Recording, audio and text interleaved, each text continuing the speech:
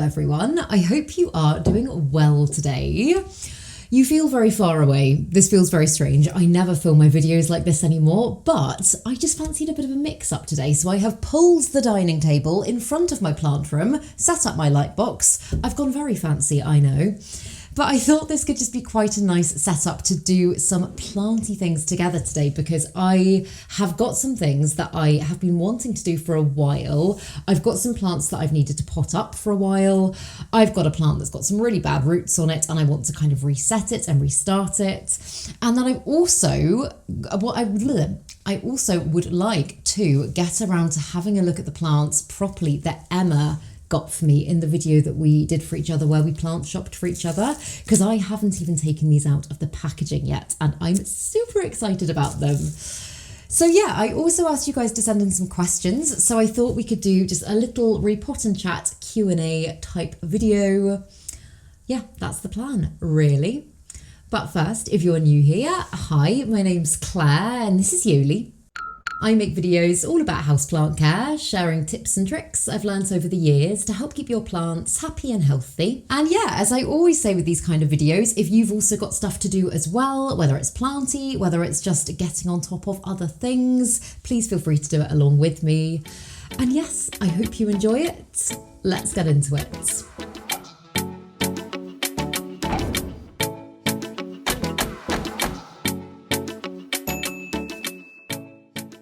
Okie dokie, so I have done what I used to do back when I used to film my videos like this all the time. I have just covered the table with plants / things that I want to get through, and then I've just brought over loads of soils, substrates, things that I might need, and I thought we could just figure it out together as we go. So let's start with the one that I'm most excited about, because this is one that I've been looking at for the last few days and just haven't had a moment to do anything with, and it is the Ardisia gigantifolia. And how beautiful is this plant? Oh my goodness. This is one of the ones that Emma got for me from Grow Tropicals. We did a collab recently where we plant shopped for each other. And funnily enough, I also picked out this plant for her because it's a genus that I had never even heard of before, but I saw it and it blew me away. I thought she'd really like it, and she obviously thought the same thing about me. So yeah, I haven't ever grown this genus of plant before. I don't know why, and I said it in that video, I have a feeling, and I might be totally wrong about this, but I have a feeling it might be quite difficult. I don't know why. I think just looking at it, its structure and kind of like the texture of it, it reminds me a little bit of a Ladybird, and it reminds me a little bit of a ficus. And those two types of plants, not all of them within the genus, but those two types are ones that are quite notorious for being a little bit tricky. So hopefully I'm wrong, but I thought we could just start off by having a look at the roots of the plant. But like I said, I asked you guys to send in some questions so that I could kind of Q&A, so that I could answer them. What am I saying? I don't know. I was going to say it's too early in the morning, but it's not. It's like 1 o'clock in the afternoon. I'm just going to start with the questions. So the first question was, how are your Begonia doing? And would love to see your Millsbo cabinets becoming a terrarium. So Begonias on the whole are doing well. It's been an interesting year, I think, for me in Begonia, because at the beginning of this year, or kind of towards the end of last year, probably about a year ago, in fact, that's when I really caught the Begonia bug. And that's when I was like, oh my goodness, because I'd never previously been a Begonia person whatsoever. But I just started getting really excited about them. And I added loads to my collection in quite quick succession. Also quickly, these roots look, oh my goodness, there is soil going all over my laptop. I wrote out all your questions so that I could just have them here, and I think I'm going to move this quickly. I think I'm going to semi-hydro this plant, so I'm just going to try and gently get all of the soil off the plant first. But yeah, I got really into Begonia towards the end of last year, and I feel like I just feel like I've changed how I feel about begonia over this year, and it might change back, but I'm currently loving growing certain types of begonia, but not cane begonia that much. Like this time last year, I was absolutely crazy about my begonia Sinbads, and don't get me wrong, I still think it's beautiful. I think its foliage is absolutely gorgeous, but I just find that with a lot of cane begonia, and by all means, if some of you have the answer to this, please let me know. But I just find that a lot of cane begonia can grow to a certain point, look stunning, and then start just looking really, really raggedy quite quickly. And I've got a couple that I don't feel that about. In fact, I don't know if you can see it behind me, but if not, I'll put a clip in. But my Begonia Corallina, that one I did chop completely back at one point, but since it started regrowing, I'm loving the way that it's regrowing, and it does look beautiful, but I'm just kind of like, how long is that going to last? So yeah, I am really loving growing things like the Begonia gueguensis. That one is making me very, very happy. So I'm waffling already on the first question, but yeah, my begonias are doing okay, but I'm having a little bit of a cull of cane begonia. And just learning more about begonia, actually. I always assumed that if it wasn't a cane begonia, it was a rhizomaceous begonia, and I'm just now finding out that actually there are lots of different types. I think there's a fibrous begonia and stuff. So yeah, it's fun. My begonia journey continues. But you also asked about the Millsbo cabinet, and oh, it's sat next to me empty. I really, really, really, really, really want to get around to doing something terrarium-y with it. But I do just think I've kind of talked quite a lot about it without doing anything about it now. And I've kind of given myself the fear a little bit, which I know might sound ridiculous to some of you, but I don't know. Sometimes I can get so excited by an idea and then find myself getting completely overwhelmed by the idea because the idea almost becomes bigger than me. And meanwhile, I have watched other people, friends of mine, people in the plant community that have kind of decided one day that they're going to make a terrarium cabinet and then just do it the next day. And I'm like, oh, you just did it. So yeah, I'm excited for it to happen. It just hasn't happened yet. I might challenge myself to do it as like a little New Year's project. I mean, I've really missed the peak window, haven't I? Summer would have been perfect because I would have been able to get it outside and everything. And also, just pause for a moment. I'm starting to do this and it's got very spindly roots. You can probably see a little bit better now that I've got some of the soil off. But actually the soil is not coming away that easily. And I'm just kind of now thinking, should I just perhaps give it some fresh soil, leave what is there? Because actually I don't need to change how this one's growing. I think sometimes I can get really excited about doing things to a plant where sometimes it might not need it. So perhaps I just give it some fresh soil. I think I got a bit ahead of myself there. Yeah, the soil it's in doesn't look bad per se, but there's no harm in giving it some more nutrients. So I would say probably the pot size it was in is pretty good for the plant for now. I am just going to grab some nice fresh stuff. And in fact here, this is Soil Ninja Base Mix that's just got loads of worm castings mixed through because I decided to just kind of mix everything up to save space recently. So I'd have thought this will probably work quite well for this type of plant. She says, knowing nothing about the type of plant, but I would have thought, based on what it's potted in already and the fact it's putting out new growth and all that sort of stuff, I would have thought that this was the right thing to do. It's just about guessing sometimes, isn't it? And figuring it out. And observing the plant and learning as you go.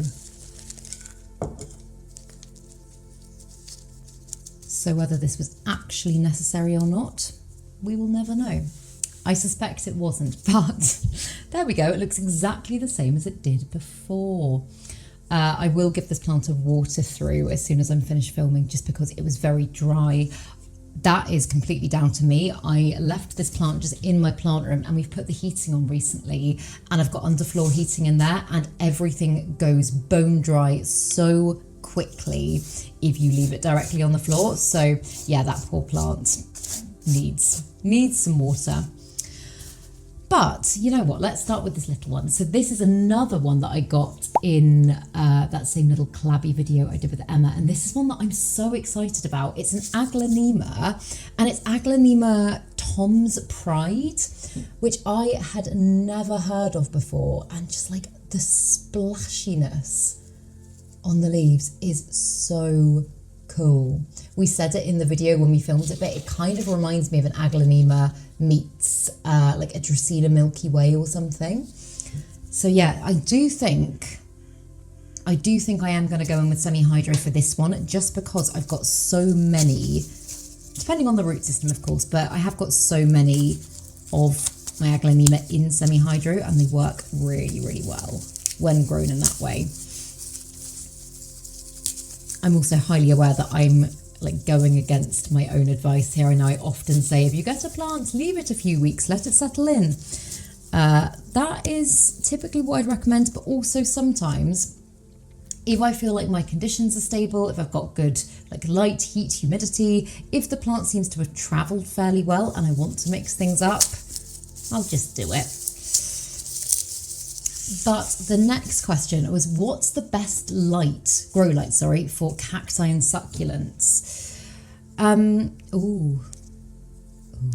Okay, this one has like no roots.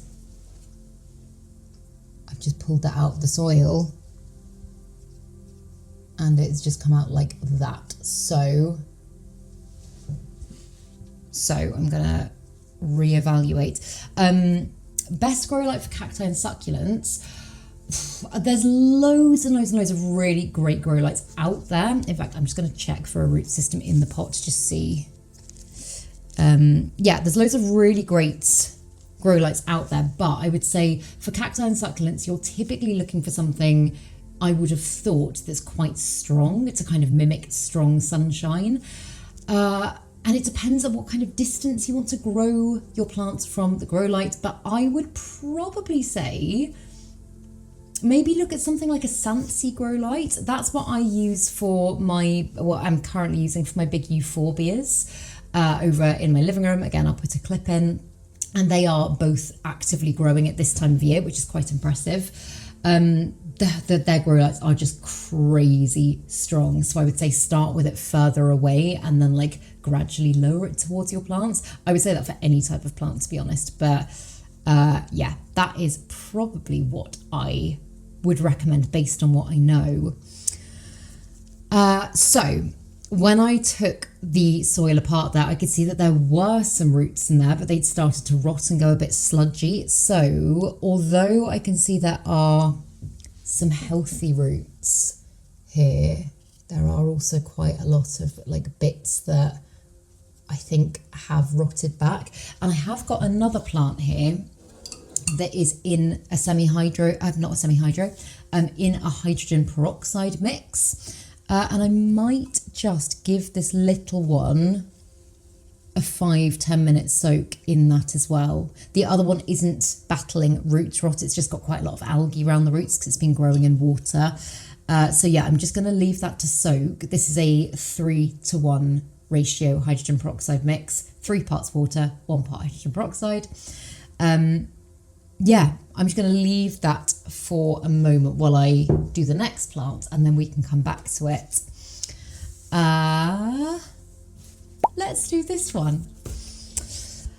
But someone said, are you still pollinating your Anthurium pallidiflorum? Yes, I very much am. I have got so many babies this year from my Anthurium pallidiflorum. I pollinated it for the first time when I first moved in here, actually, and I got a huge batch of seeds, of which I sent some out to people on my Patreon, and then I put loads into a prop box and thought, I'll deal with them later. And then they all sprouted, and I've just literally within the last week sent out a load of seedlings now to people on my Patreon. And I've got loads of berries. I'll put a clip in. I've got loads of berries that are literally going to be ready for harvest any day now, and I am so excited about it. It's just really fun to be able to kind of share the love a little bit with that plant, because I mean, like, what am I going to do with hundreds of paludiflorums? But yeah, it's something, as I say, I've started doing it over on my Patreon, which is like bonus content and stuff like that, and if you would like to join, I will leave it down below, but no pressure. But I'm just like, I enjoy, like, it's how I started loving plants. Like, I've enjoyed just like sending things out and like feeling like I can help someone get a plant, and then maybe we can do a swap or whatever. So yeah, I am going to try international shipping. Whoa. I'm going to try international shipping with the seeds for the first time, so fingers crossed. But yeah, paludiflorum going well, continuing to pollinate, so hopefully I'll just keep doing it. I really hope to create some cool hybrids as well. But I'm just looking at the roots on this one. This is the Spathiphyllum Ghost, and oh my goodness, these roots are so great. They also look just like tougher and beefier. So I am going to do what I said I was going to do with the Ardisia, and I'm gonna, I think, get this one into semi-hydro. I do grow my other peace lily in semi-hydro. Do I grow it in semi-hydro? I actually can't remember if I grow it in semi-hydro or not. But I know that peace lily grows well in semi-hydro. So that is what I'm going to do. Yeah, these roots don't look nearly as spindly and fragile. And again, I don't need to be doing this right now, but I don't know, I've had these plants sitting all wrapped up for days, and I'm just like, I want to do something with them. I want to bond with them. Are there any plant challenges you feel you've overcome this year? To be honest, the first thing that comes to mind for me is probably, and I don't want to speak too soon here, but I want to say I have got my head around the Anthurium warocquianum a lot more than I had done before. I started this year out with one that was not very happy and then died. And I'm ending the year with 2 happy, healthy, 1 mature, 1 baby Anthurium warocquianums, and I feel pretty confident about it. One of them was very kindly sent to me, I think I've said, by one of you guys, Andrew, on my Patreon, and it's doing really well. It's just given me a new leaf, and it's beautiful. I think it's definitely a plant that still keeps me on my toes, like even on the days where I'm not checking on any other plants, I will usually still go and check on the Anthurium warocquianum and just kind of make sure everything's okay, because in the past for me, when that plant has started going downhill, it has gone downhill fast. So yeah, it's just been a case of very much monitoring and trying new things again, like just experimenting. Like, I think that is one of the things I love so much about houseplants and about plant care, is that it does kind of force you to get creative and try things and like, will this work? Will that work? I think I've said my big one I'm currently growing in a pond pot, so it's got like ridiculous aeration around the roots, and that has worked so well so far, accompanied obviously with other things. But I don't know, it now just makes me think maybe I'll change up loads of things in my collection for plants that I'm struggling with in that way. So yeah, just because it doesn't say like to do something online, or you've never heard of someone doing something before, I just think give it a go. Why not? So yeah, I would say that's probably the biggest challenge I think I've overcome this year. I'm sure there's more, but yeah, that is one that very much stands out for me. Do you guys have a plant challenge you feel you've overcome this year? That's a good question. That's a really good question. If you do have a planty challenge you feel you've overcome, comment it down below and let me know what it is. But yeah, the first thing that springs to mind is the Warocqueanum for me.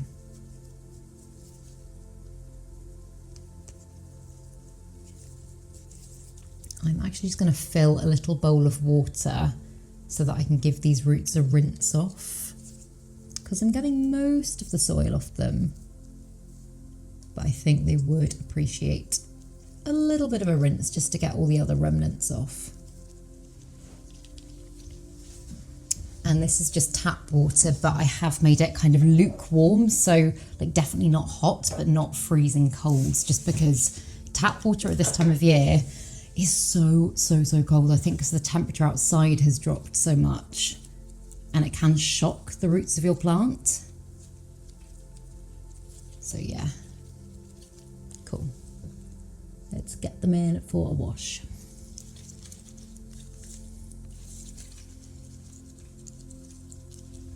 When did you realise that this could go from a hobby to something bigger? Oh, this is something actually that I have kind of chatted about with various people quite a lot recently. I don't know why.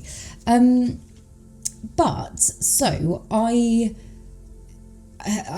loved plants for quite a while, but I went, as many of us did, absolutely plant crazy during lockdown. I think I had probably about 100 plants prior to lockdown. And then my hyperfixation brain just went, you need all of the plants now.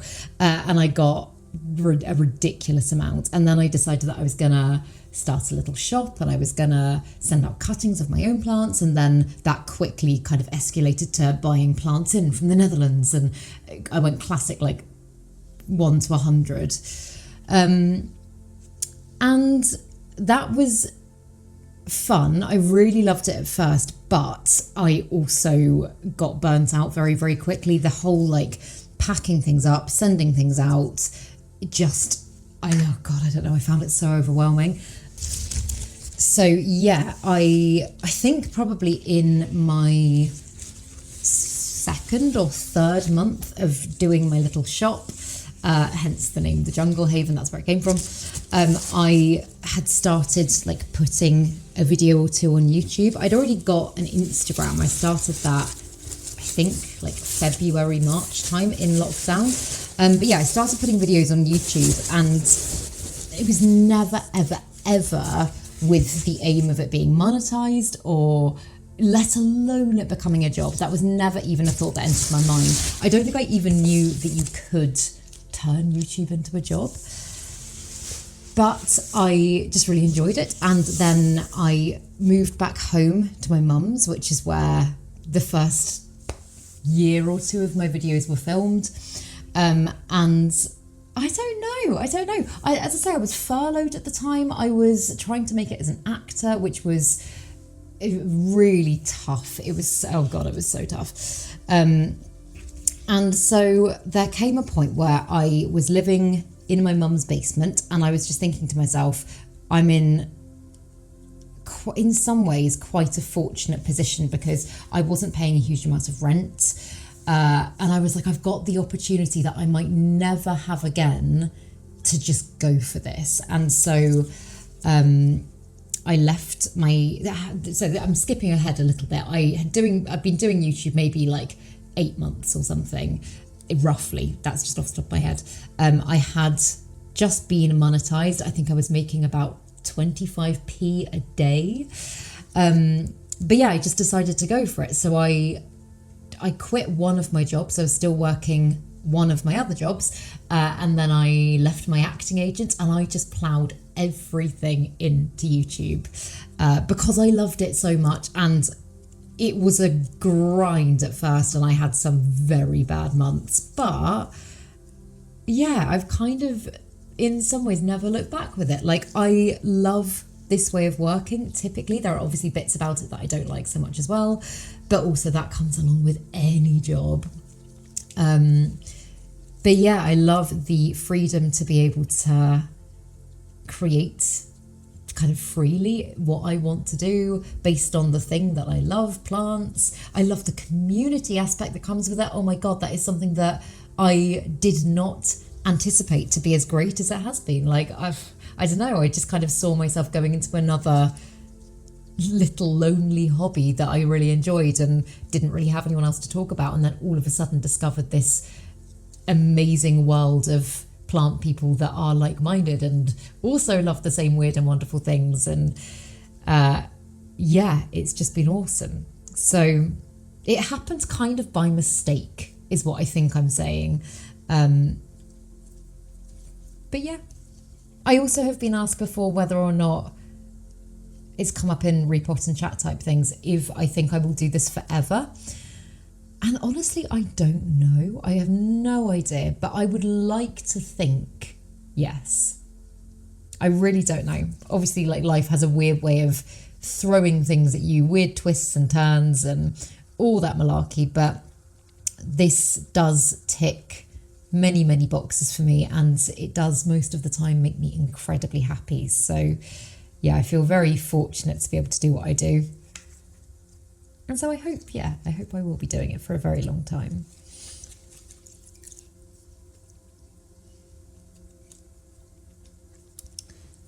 God, this was obviously a plug plant at one point, because around, like the base of the plant, there is just like a chunk of soil that I'm trying to kind of work away, but it is taking its time to come out. I don't need to get all of it out, but I always say whenever you're potting into semi-hydro, if possible, get as much of the soil off as you can. It's slowly coming away.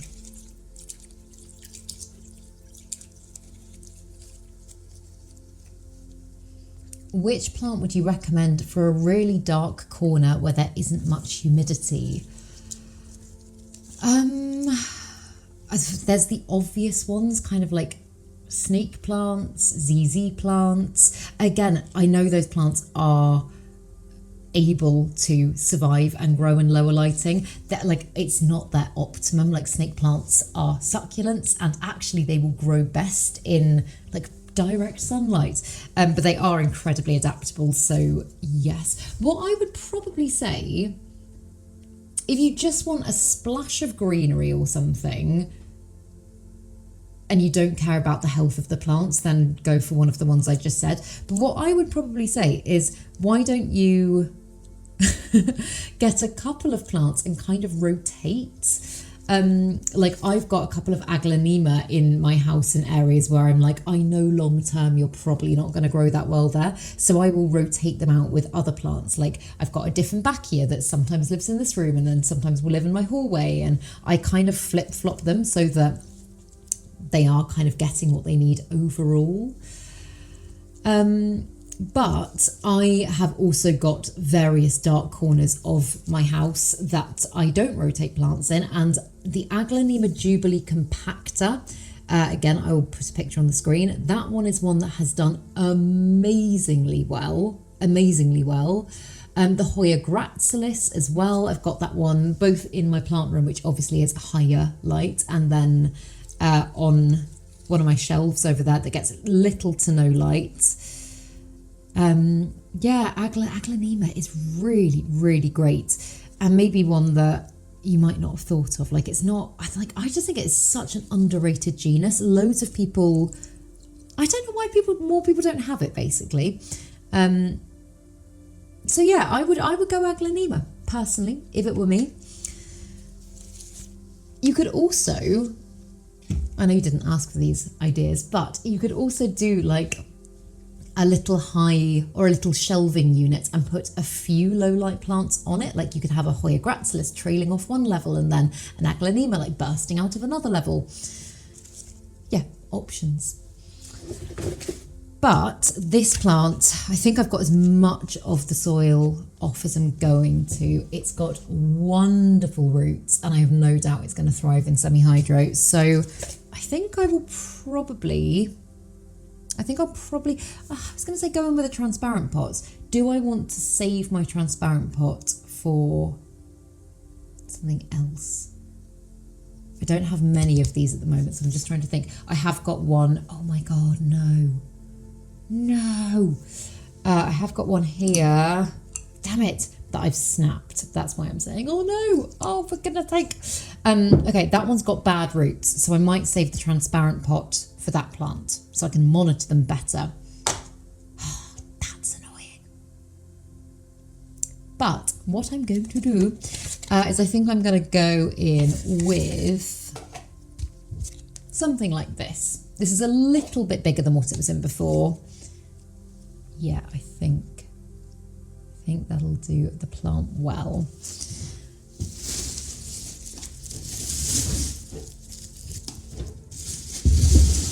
And I'm just using the chunky semi-hydro mix from Soil Ninja, which I use for pretty much all my plants now. I know I used to always use the finer stuff, but I just much prefer the chunkier nowadays, especially for roots like this.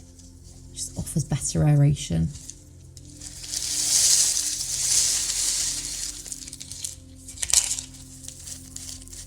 Have you and Ross decorated for Christmas? Yes, we have. Well, we have decorated for Christmas. We've still got more that we want to do, but we were very excited to decorate for Christmas this year because obviously this is the first year that we're having Christmas in our house. Although we did like little bits of decorating when we were at the flat, we were so limited in what we could do because there really was barely space for us, let alone anything else.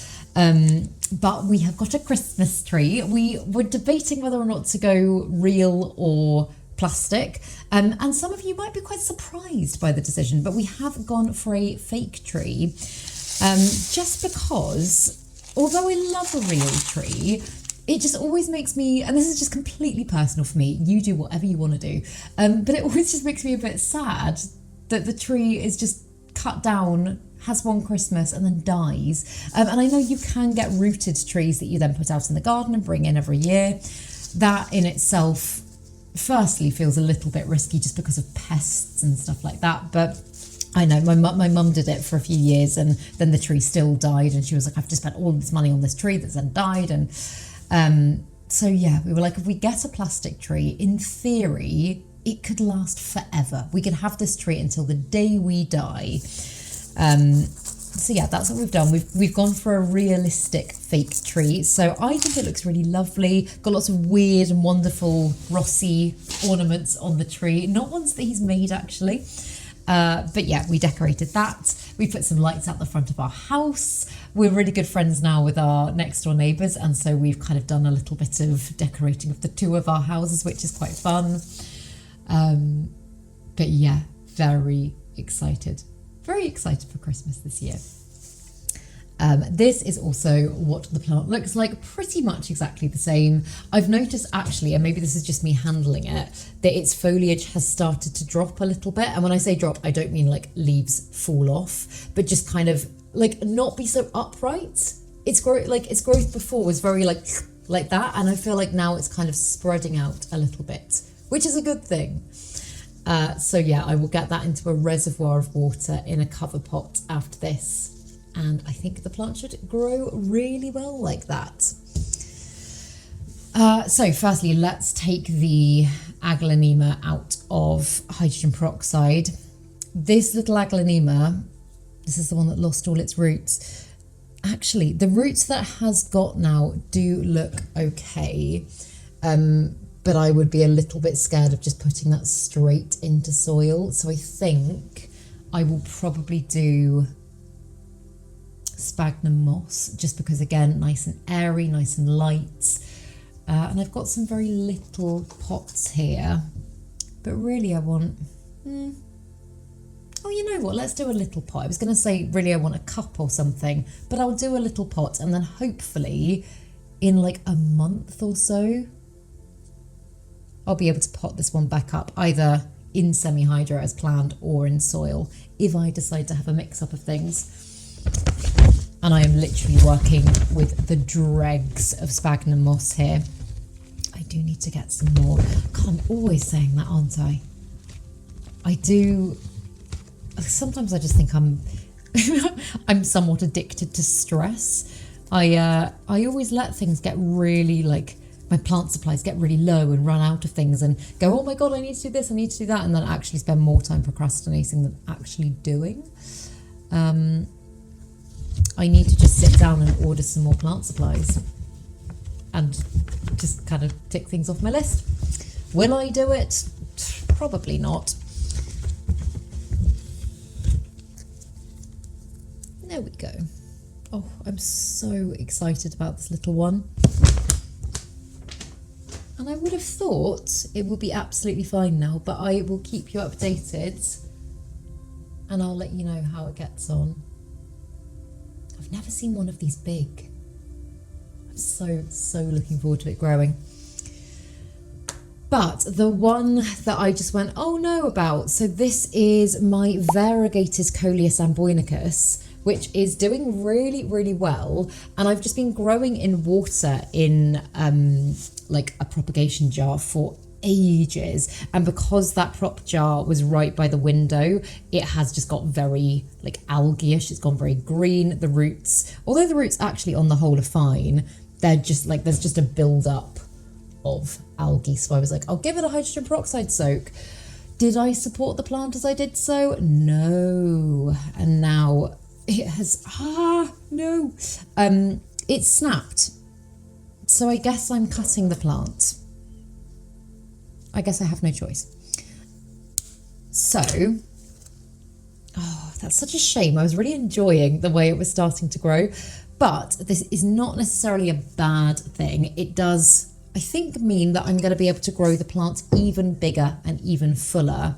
And I might actually take, I was going to say take a risk, but I don't think it is much of a risk. I think I might actually propagate straight in, oh, lost a leaf. God, it smells so good. This is the one that's commonly known as Cuban oregano. It's so pretty. You can eat it as well. But yeah, it smells amazing.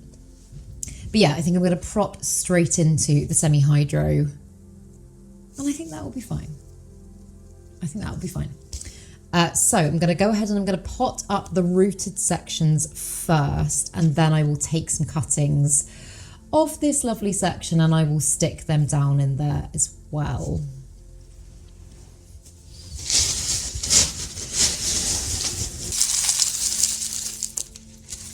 Do you feel more motivated to do planty things at this time of year? No, like weirdly, no, not at all, actually. Probably the opposite. Me and Emma were talking about this the other day. I don't know. I feel like winter time is kind of like hibernation time. And so although ironically my plants don't need as much care at this time of year, like I just find myself being really lazy. Like I haven't had a watering day where I just go around with my watering can in so long. I really should. I'm definitely overdue to do that. Also, I can't remember if this is a plant that will root from like loads of points on the stem. Like, you know how some plants like Hoyas will be able to root from like anywhere there as well as a node. I just don't want to take off that new bit of growth. I can remove that leaf, but I think I'm just going to stick it down and hope that I don't have to remove that little bit at the bottom. Maybe I will, but maybe I'll be lucky as well. But yeah, I have just fallen behind again a little bit. Not in like a really stressful way, I wouldn't say. Like sometimes when I fall behind with my plant stuff, I'm just like, oh my God, I feel so overwhelmed and I don't even know where to start. I think mine at the moment is more just like making time for it, because I feel like life has just got really busy. I've had so many like ideas of things that I want to do this month, kind of plant wise, but like video wise, and things that I want to film and things I want to do for Patreon, and doing all of that and then staying on top of the physical side of plant care as well. And like watering isn't really something. I know I can do it on camera, but I'm like, that's not particularly interesting for a lot of people to watch. So it's usually something, and also it's just something that I like doing in my own time, but I just haven't had much of my own time recently. So no, I really wish I was more motivated at this time of year, but in every way, I just feel like this time of year makes your body kind of slow down a little bit. And I try to kind of embrace that a bit. Like, I do love, like, as weird as it might sound, I do love this time of year. Like, not just autumn. Like, I know a lot of us love autumn, but the darker months, although, I don't know, although like they can be, for some people, really quite depressing. And I have definitely had years where I've been like, oh my goodness, I just need sunlight and I feel really deflated. For some reason this year, I'm just really enjoying, like, the sun goes down and I go, oh, let's put a fire on and let's close the curtains. And I think I'm just embracing the, I was going to say, like, the snuggly side a bit more. Oh my God, I am breaking leaves left, right and centre here. So yes, not as motivated as I'd like, but working at my own pace. Oh my God, I broke another. The good thing is, as I just said, these leaves are edible. So what I'll do is I'll put them to one side, I'll give them a wash, and I'll make a salad or something in the next couple of days. And they can go in that. Also, I'm just going to change my camera battery because it is running low, and I have to like move through an obstacle course to do that now. So bear with me. Ow. Ow. God. We've got pendant lights that hang down over the dining table, and usually, obviously, the dining table is under the lights, so you don't whack your head on them. Since I have set up to film this video, I must have hit my head about 20 times. But that is that one potted up. I really hope that the cuttings I've just taken do root and the plant does just continue to grow lovely and full. Yeah, as I say, semi-hydro feels like the way to go. I've got one, the non-variegated coleus, growing through in the kitchen in soil, and I've actually been thinking for a while that I might change that to semi-hydro as well, because despite the fact that it is a semi-succulent, it is so thirsty. Like, this one drinks a lot. So yes, hopefully this one will be fine. But, oh, okay, now it's fun things. I mean, actually, no, it's one that's not as fun. Okay, maybe I'll do the one that's not as fun. Okay, yeah, let's do this one. So this is another Aglaonema. This is my Aglaonema. I got it as an Aglaonema tigress, but I have seen it sold as lots of other things over the years. And I chopped and propagated this plant, I want to say, when I was living back at my mum's. It might actually not have been that long ago, but it was a while ago. I chopped and propagated it and I put it into sphagnum moss, and then I took it out of the container, but with the moss still on the roots, and I put it into this just temporarily, which I think was about 2 years ago now. I put it into that just temporarily until I got around to potting it up, and now, oh my God, it's just been in this basket, but in sphagnum moss, and the roots are like breaking through the moss. So yeah, again, I think this is probably a semi-hydro one. Oh my God, but yes, it has got crazy, crazy, crazy, crazy roots. But hopefully then when it is all potted up, I can actually get it like growing well and appreciating it again, because I've got all this growth that's coming up at the bottom here that I can see is a bit stunted and like looking a bit raggedy because it's just not growing in what it should be growing in. Fortunately, the roots do all look really healthy though. Aglaonema is just so hardy, it really is.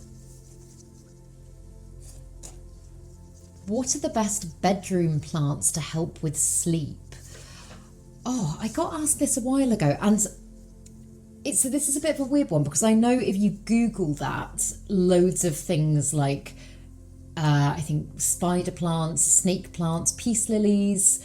Again, I think maybe ZZ plants as well. Like all of these plants will come up, and it's linked to some NASA study being like, these are the most air purifying plants. And actually, I do believe that NASA study is taken a little bit out of context, because all plants will, to a certain degree, help, in fact, to a massive degree, help to purify the air. I think the whole like bedroom plants thing, and this is the same for like kitchen plants, bathroom plants, like all that sort of stuff. I think a lot of the time it's kind of paired with plants that people think will do well in like bedroom conditions, for example. So plants that maybe don't get like the most amazing lights and maybe don't need like really regular watering.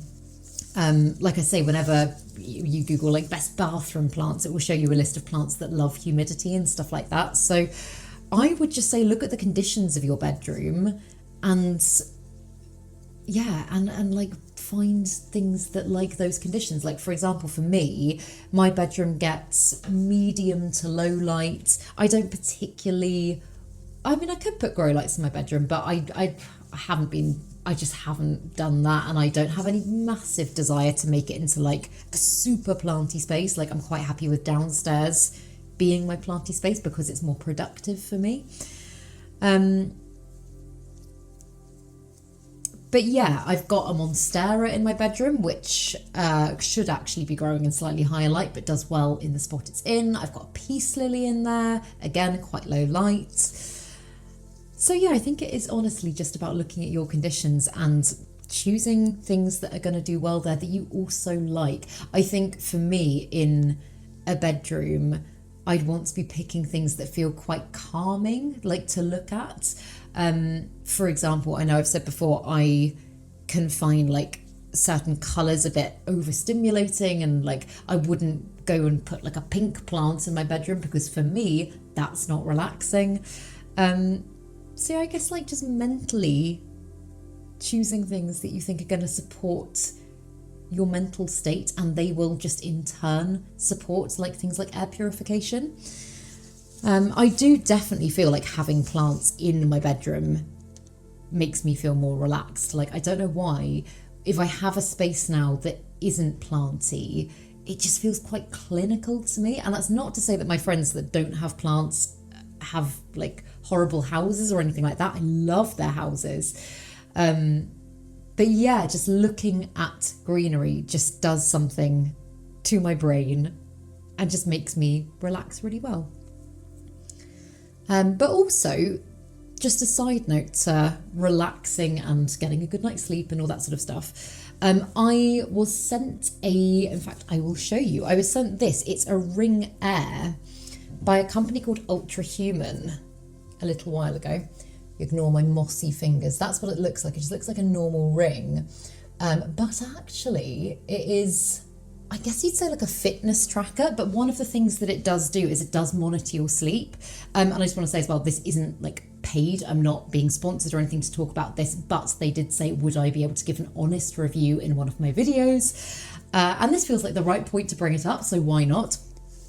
So yeah, basically I've been getting on really, really well with it. It syncs to an app on your phone, so you've got like all your data on there and everything. And as well as like tracking your steps and monitoring your heart rate and your temperature and your cycle and all this sort of stuff, which is absolutely brilliant. One of the things that it does look at is your sleep. And it's funny, I have always kind of looked at different areas of my life when I've been trying to get healthy and kind of, I don't know, I've looked at my diet and my exercise and all the obvious things. And I don't know why, sleep has just been something that I haven't given that much attention to. And since I have been using this, which I think has been about 2.5 months now, I've been like wanting to kind of prepare myself to get better sleeps each night so that I can like get a good sleep score on the app, because it looks at like how low your heart rate drops, like your overall recovery, like how much brain waste is cleared, like all of these amazing things. But I have really, really noticed that my energy levels the next day, and again, this might sound like such an obvious thing to say, but my energy levels the next day have been really, really fantastic. And it's just kind of made me start to think about things like, for example, I've been trying to limit my screen time before bed and when I first wake up in the morning. I started using it when I went on holiday with Ross a couple of months ago, and I tried to pair the lack of screen time with also trying to get into reading a little bit, because I have always so wanted to get into reading and my ADHD brain just doesn't always get on that well with it. But I have read quite a few books now, and I think definitely like the encouragement of feeling like I'm doing my body good has been a massive, massive thing for me. So yeah, I just feel like it's helping me to just be healthier in a way that doesn't feel like it's too much effort, and actually take note of some of the areas of my body and the signals that my body sends and the things that I would usually just ignore in a way that I haven't really looked at before. Also, I love the fact that it's a ring. I also am not wearing it today, but I love the watch that I've got, and I don't want to wear like a fitness watch or anything like that. I really like that it's a ring and you wouldn't really know if you didn't know and all that sort of stuff. So yeah, I'll link it down below if any of you are interested. I do have a discount code for it, so if you would like to find out more, by all means have a look at their website. But yeah, as I say, I am not being paid to say anything nice about it. I was just asked if I'd like to try it out, and it's genuinely been fantastic, and I have raved to so many of my friends about it because I just think it's awesome. So yeah, I would highly recommend. One of you said, are you still thinking of having a glass house off your plants room? Oh my goodness, I would love that so much. I would absolutely love, because we've got this like little bit of patio just outside of those doors there. Also, oh my goodness, it's getting so dark. The days are getting so dark so quickly.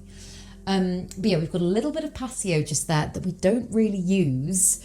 And I'm like, it would be wonderful if I could just extend out, but it's not the most straightforward job. I don't think, like, this bit of the house is kind of raised, and so it would involve like raising everything up there. We've got all our drains and our outlets out there as well.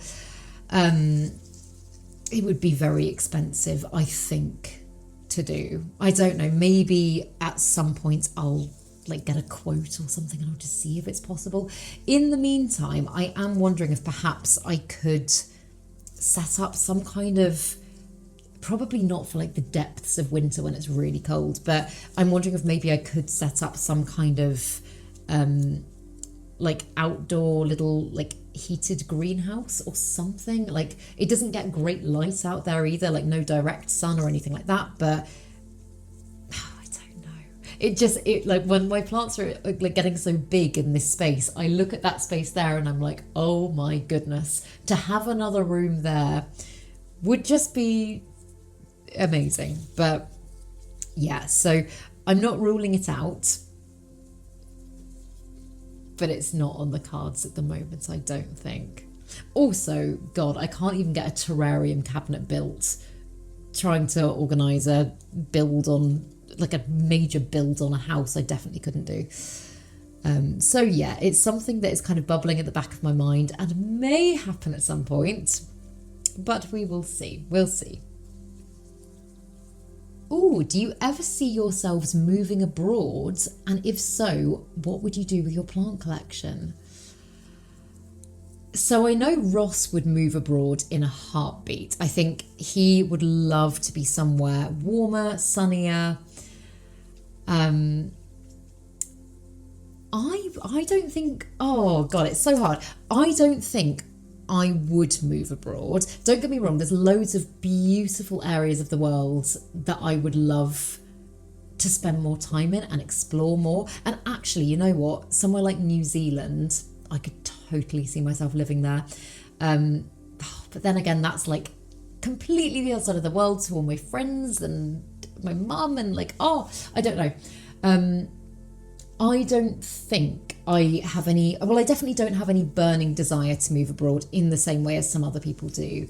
Like I just said, actually, about the seasons and everything, I think as I'm getting older, more set in my ways, I am just enjoying the, like, I'm enjoying Britain more. Actually, I'm enjoying certain aspects of Britain more. I think it goes without saying there is a lot about Britain that I'm not enjoying at the moment.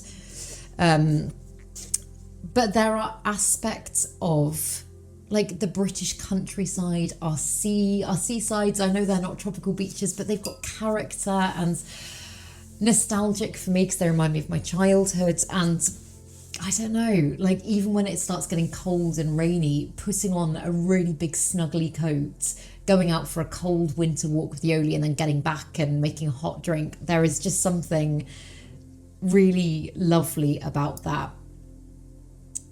And like right now, I live not far from my mum. I can drive to see my mum, and I'm a train ride away from most of my friends. So yeah, I don't know.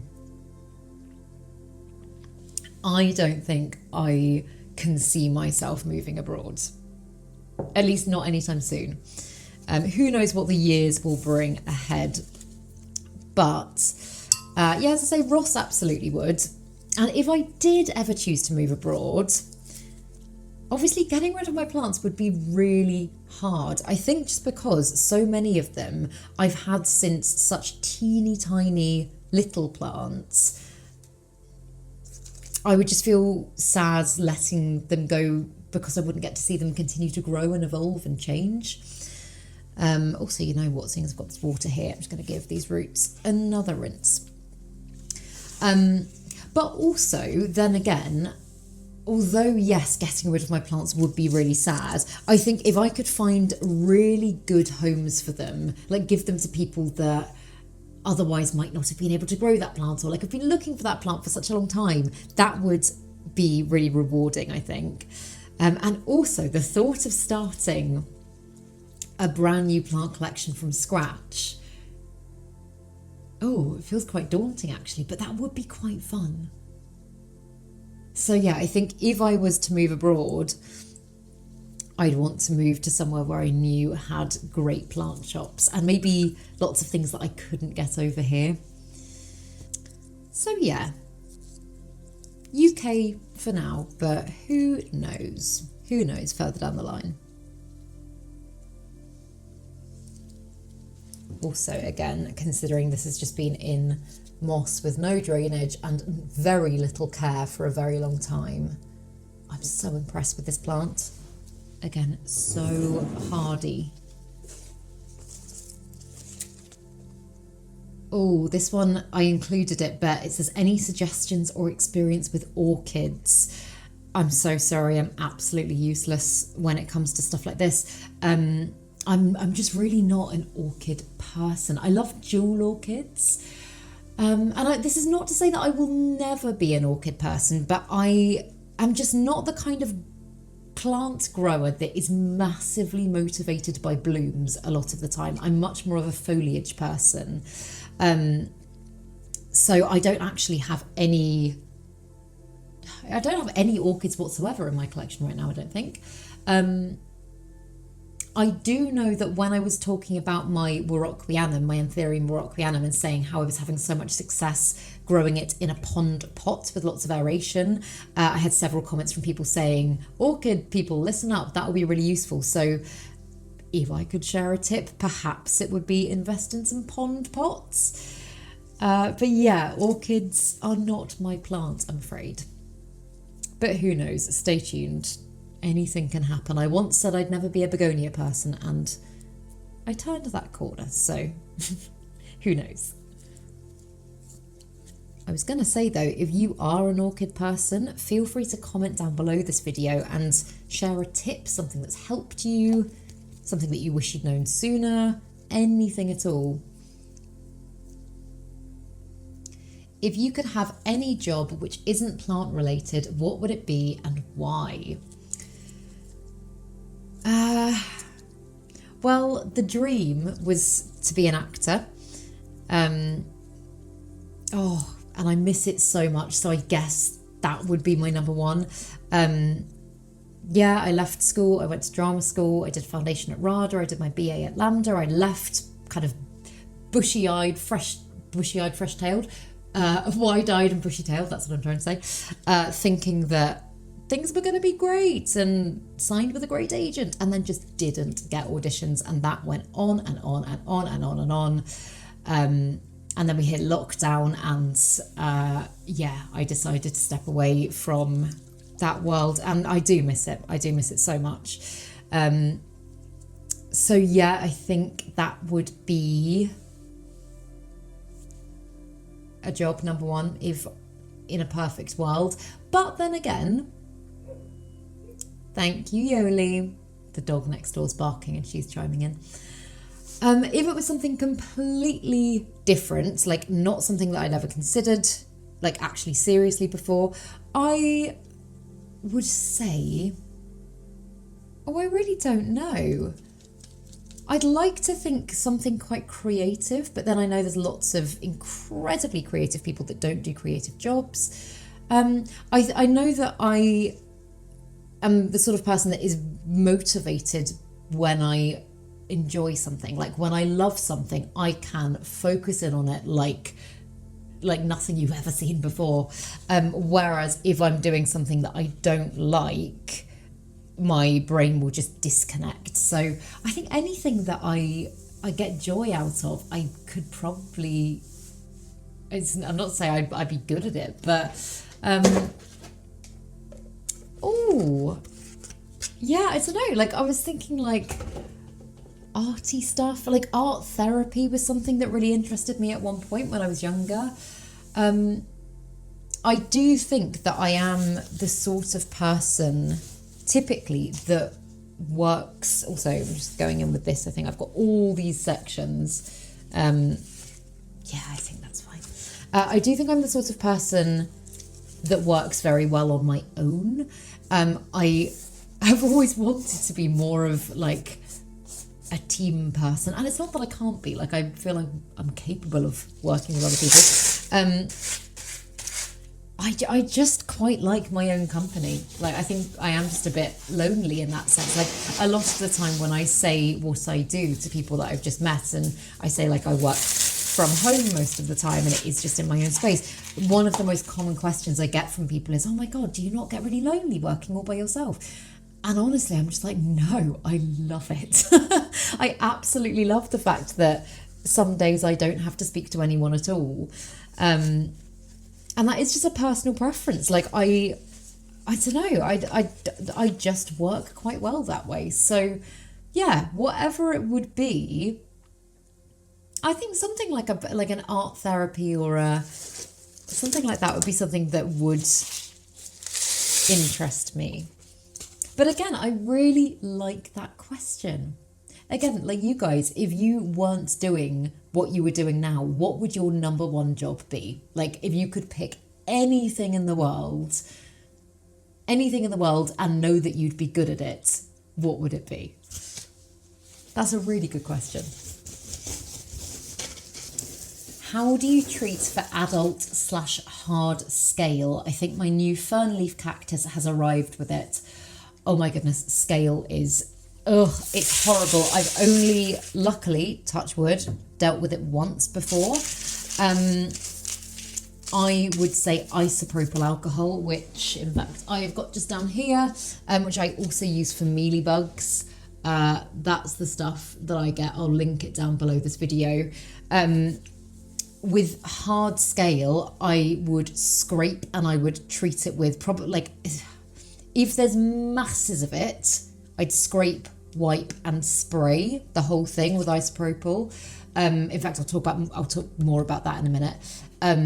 If it's not major, but you can just see various bits, I would spot treat. So I'd get either like a cotton bud or a little paintbrush or something like that, dip it directly in isopropyl alcohol and just go over the bugs themselves. The same for mealybugs. In fact, I know somewhere on this list, someone did ask a question about mealybugs. So yeah, I would do the same thing for mealybugs. And one of the other questions that I had was, do you dilute your isopropyl alcohol and do you rinse it off? And the answer to both of those things is usually no for me. If there are exceptions to this, if I've got a plant that is not like a succulent or a semi-succulent that has got more like softer foliage. Sometimes velvety plants can be quite susceptible to this actually. So yeah, imagine I've got a velvety leaf plant and I find scale or mealybugs on that plant. I personally would probably either dilute a little bit, percentages, I don't know, I'd kind of pour half a cup of isopropyl alcohol and then I don't know, like less than half a cup of water. I'd do that just to be on the safe side while you're getting started. So like, to be honest, a lot of the time I do not dilute my isopropyl alcohol nowadays. But sometimes I find that if you've got a plant that has like a really bad infestation, like for example, in fact, I'll show you. Yeah, my little, well, not so little baby Anthurium rocquianum. This one had mealybugs on it recently. Loads and loads and loads and loads and loads of mealybugs. And I sprayed the entire plant down with pure isopropyl alcohol. And what I should have done, I'll show you what it's done first. But if you look at the leaves, can you see the like round the edges? It kind of looks like it's like chipped away a little bit at the flesh. And I've made this mistake before, and I should have thought about it with this plant. But if you've got loads of scale mealybugs and they're very much like eating all the flesh of your plant, I would recommend getting rid of the bugs first, letting your plant essentially callus so it's not just an open wound. So maybe leaving it for 6-7 hours, half a day, whatever, and then doing an isopropyl alcohol treatment, or spot treating the bugs and doing a diluted spray. That's what I would probably recommend to be on the safe side. Because like I say, specifically this leaf now does have some like permanent damage on it. And although it has got rid of the problem, I haven't seen any more bugs on the plant. Like aesthetically, it's not ideal, and that is its biggest leaf as well. So yeah, dilute a little bit to be on the safe side. But as I say, if I am spot treating a plant, like the bugs themselves, I don't bother diluting it. Also, if you've never done it before, if you're working with anything that you've never used before, I would always just like teeter on the edge of caution. I always just think that's a good idea.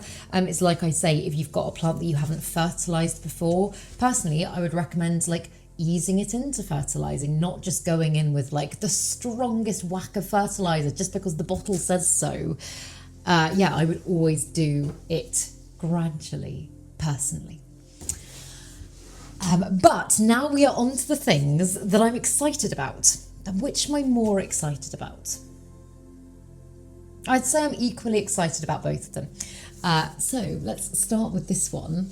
My section of my Hoya crinklate is this plant here, and it's in a fun little planter. You can't really see very well. It's a kind of like a dinosaur giraffe planter that I made out of polymer clay a while ago. And I treated this one, in fact, for mealybugs probably about 6 months ago now, and this was riddled with mealybugs. They were literally everywhere. I did not dilute the isopropyl alcohol, and I sprayed this plant to high heaven, and I left it outside for about a week. Fortunately, the mealybugs have not come back, which is really good. Even on the new growth, everything looks to be fine, which is such a relief. But obviously this plant isn't as full as I would like it to be. And when I saw Emma, she was getting rid of her Hoya crinklate, which is actually coming out of the pot. But look at that. And I'm like, I can now combine them and I can get a lovely full plant going, which I'm super, super excited about. She's got this one growing in soil, and this one here is kind of growing in semi-hydro. To be honest, there's pretty much, let me see if I can lift it out. There's not much semi-hydro. Oh God, it's all just water in here. I was gonna say this has just been growing in bad conditions for such a long time. There we go. So yeah, the roots look pretty good, but it's just kind of in a bit of semi-hydro and then just a bit of water. So I think I'm just going to go all water for this plant. All water, all soil for this plant. And should I Oh, in fact, let me just check and see if I've got a spare little hanging pot, because if I do, I will pot it up to hang straight away. Perfect. Yeah, I've got a pot that I covered in macrame cord a while ago. And I just think the Hoya crinkle, it's one that doesn't need to be on a trellis. It looks really, really lovely when it's grown as a hanging plant. So let's get it growing that way again. Again, I think I'm just going to use the same soil mix as before. And maybe just include a little bit of the semi-hydro just for additional drainage, just because it is a semi-succulent and will always appreciate a bit of extra drainage. One of you said, what's the #1 plant in your collection currently?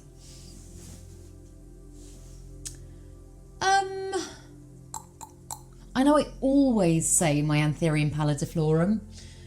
That one just, I don't know, it just fills a hole that no other plant has ever filled. Besides the Anthurium pallidiflorum, I would say maybe my Musa florida. That one has done so well for me this year. Yeah, I think probably that one. I love it so much. However, it's another one that I'm like, where will I grow that plant long term? Because I know I've said it a few times recently, but there is going to come a point really quite soon where I'm going to need to decide, do I grow big plants or do I grow lots of plants? Because I can't do both. Not without the extension. Yeah, okay, those are my two, if I had to say. Again, what about you guys? What's your favourites? Maybe I'll add it to my wish list. I was thinking about your pizza oven. Are you using it over the cold, dark winter? No. No is the answer. So, if you watched the garden video that I made on my channel, probably a good few months ago now, but Ross built this incredible, having never built anything before in his life, he built this amazing pizza oven barbecue, which we used a lot over the summer. However, we actually haven't used it since it's got colder. That's not to say that we won't, because we really wanted to create a little area up in our garden that we could use year round. We just haven't yet. We haven't, but yeah, it's not like we're going to keep it for just a summer thing, I hope. We would like to have pizza year round, because who doesn't want pizza year round? Maybe I'll try and find a day in the next few weeks that we could have a Christmas pizza or something. That would be quite fun.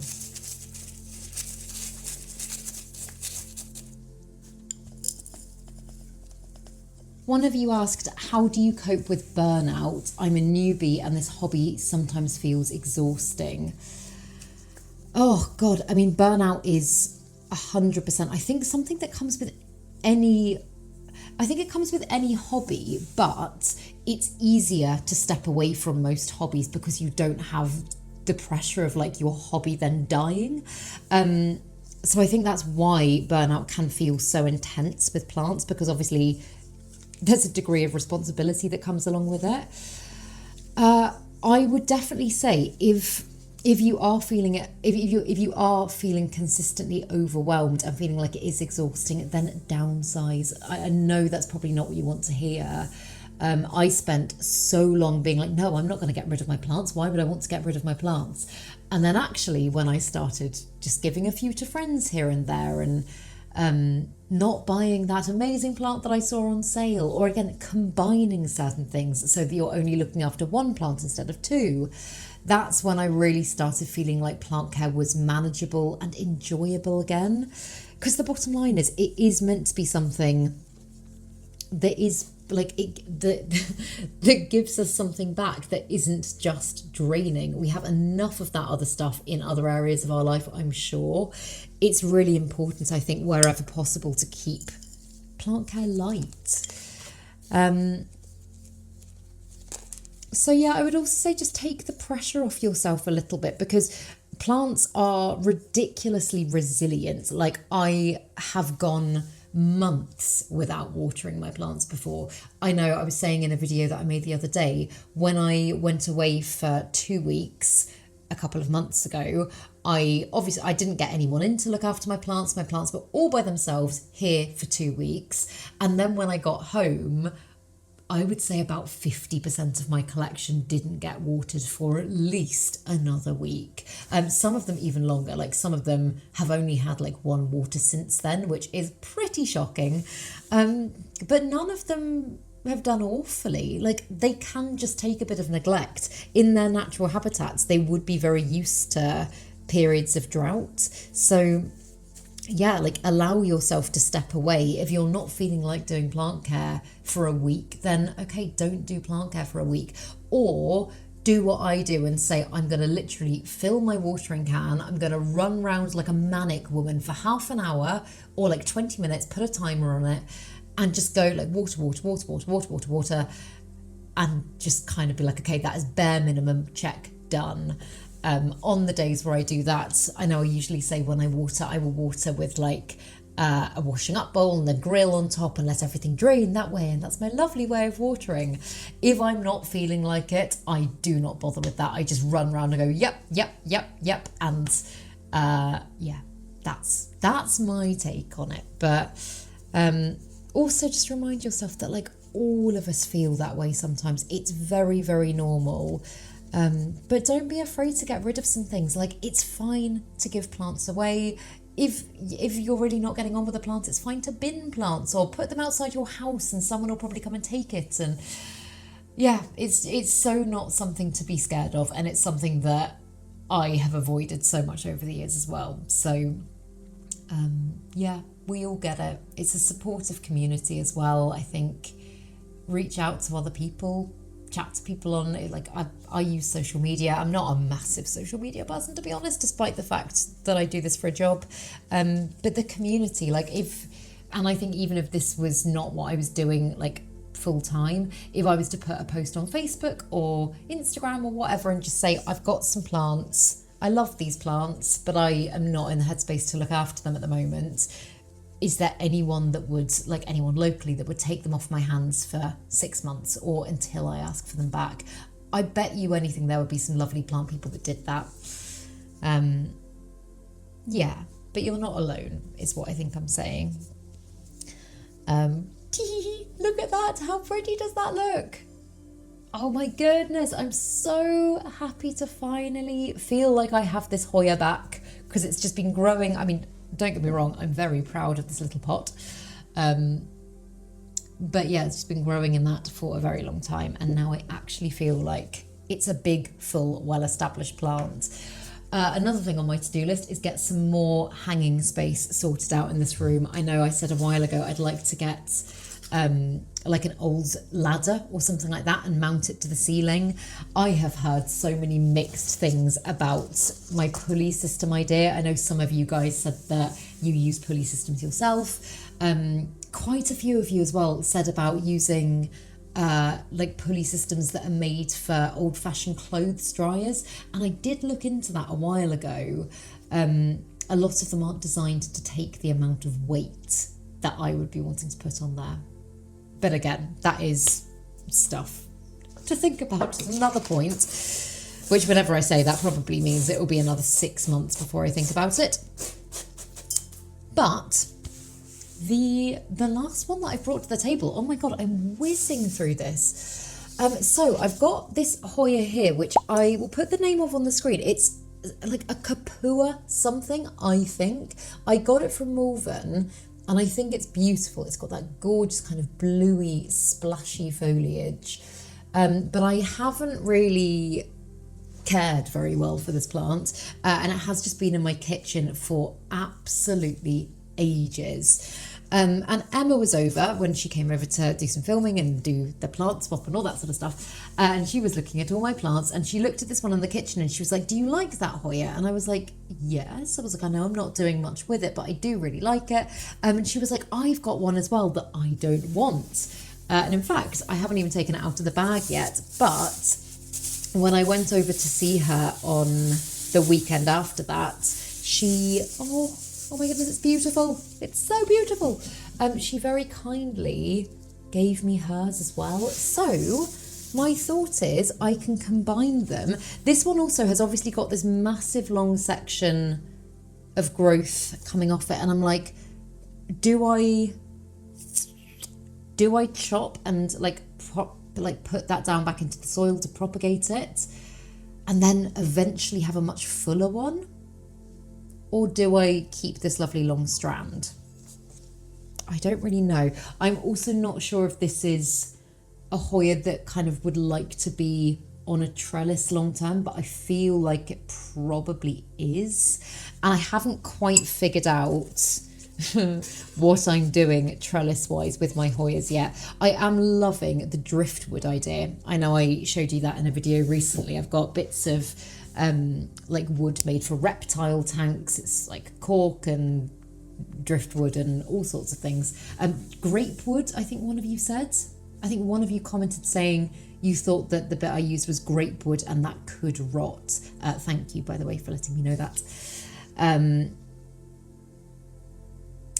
I think I'm going to chop it up. And I think I'm going to just set a really big one up for success. I think I'm going to stick with soil, but I'm just going to give it some fresh soil, I think.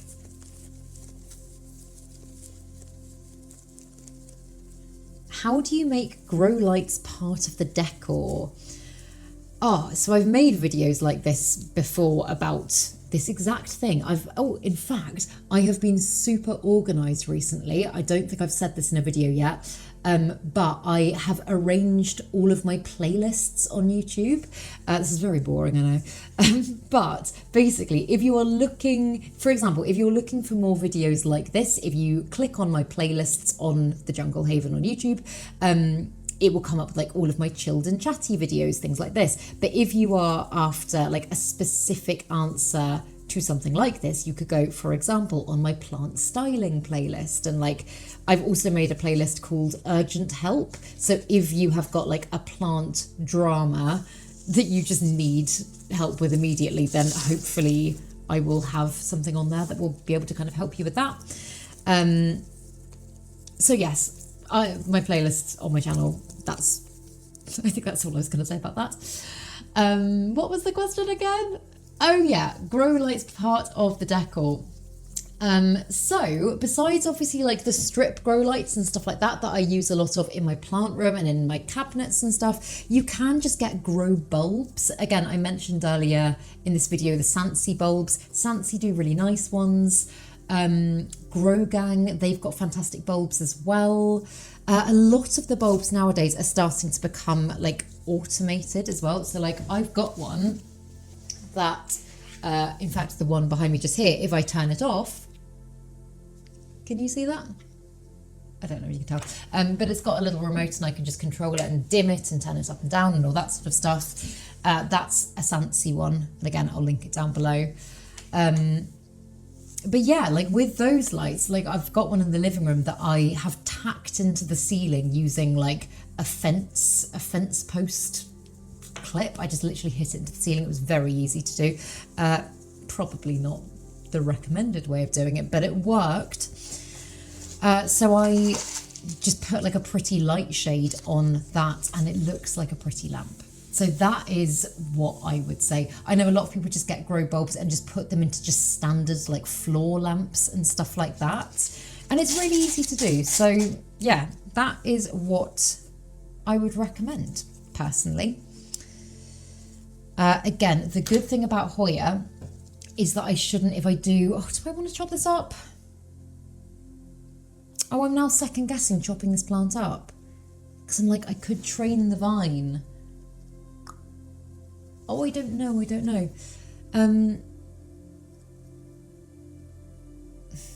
Okay, if I'm not entirely sure, I think I'm not going to chop it up for now. I think I'm probably just going to pot it up. I can always chop it up afterwards. What is Yoli doing upstairs?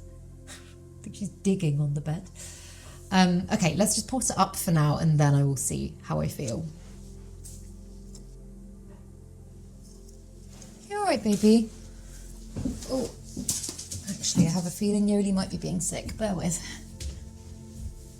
Oh, bless her. Yeah, Yoli was just sick. Hello, sweetheart. She seems all right. She hasn't eaten anything funny. Right, baby girlie. I think maybe we'll go for a little walk around the block after this and see if she needs to go and eat some grass or something. But, good girl. But yeah, I'm going to just pop this up and then I can make the decisions. So you staying here with me? I can make the decisions on that afterwards. Good girl. All right, puppy. Again, I got the question of, do you ever sell plants? I know I get lots of messages on Instagram from people being like, would you sell me this? Would you sell me that? No, I don't sell plants. I, as I say, used to when I had my shop. I haven't sold, I don't think, anything since then. If you're on my Patreon, I do send out cuttings and seeds and stuff like that from time to time, like I'm doing with the pallidiflorum berries at the moment. I don't sell them, I will just send you them. It's a perk of Patreon. But no, I also just can't see myself going back to selling plants. I just don't think it's me. This is not to say like I'd never sell anything. Like, for example, if I had a plant that was ultra rare and worth thousands of pounds, which I just don't think would ever be the case. But if that was the case and I didn't want it anymore, or I found I could propagate it, then yeah, I might try and make a bit of money from it, but it's not really what it's about for me. I just like being able to share my plants because I find it fun. And then one of you said, what should be my next plant? I need something easy but pretty. I love that you've just asked what plant you should buy next. Oh, easy but pretty. Okay.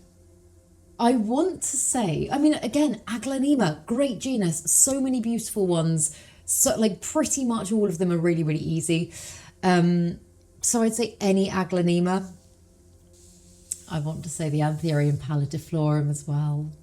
Surprise, surprise. It's hard because I don't know your collection. I don't know what you have. If you are watching, let us know in the comments below what your vibe is, what kind of plants you typically like, what you consider pretty, because obviously different people have different tastes. But also, if you guys have any suggestions for this person that is looking for something easy but pretty, comment down below what your suggestion would be and let's see if they get it, because that would be fun. But there we go. That is the Capua, whatever it's called, potted up, and it's beautiful. I do just love this one. I love the colour of the leaves. And yeah, I do think I'm going to leave that vine just for the time being until I figure out how I'm going to maybe trellis the plants, just so that, I don't know, just so that maybe I've got a little something to get it going. But yeah, like I feel like I've whizzed through those. Maybe I'm more productive at the table. I feel like I've got through more than I would usually get through if I was sat on the floor. And if that's the case, maybe I should just start pulling the table up from now on. But yeah, I've still actually got loads of questions to get through, but it's getting pretty dark here and I do want to just get Yoli around the block because I have a feeling she's not feeling very well. But yeah, I really hope that you enjoyed this video. I've had a lovely afternoon just sitting here and doing plant things with you guys. If you asked a question that I haven't answered, I put all of the questions on this list, so I'll maybe do a part 2 to this in a few days, a week, something like that. And I can carry on with the questions. But yes, I really hope you enjoyed this video. And if you did, please make sure to give it a thumbs up, subscribe to my channel, have a lovely day, and I will see you in the next video.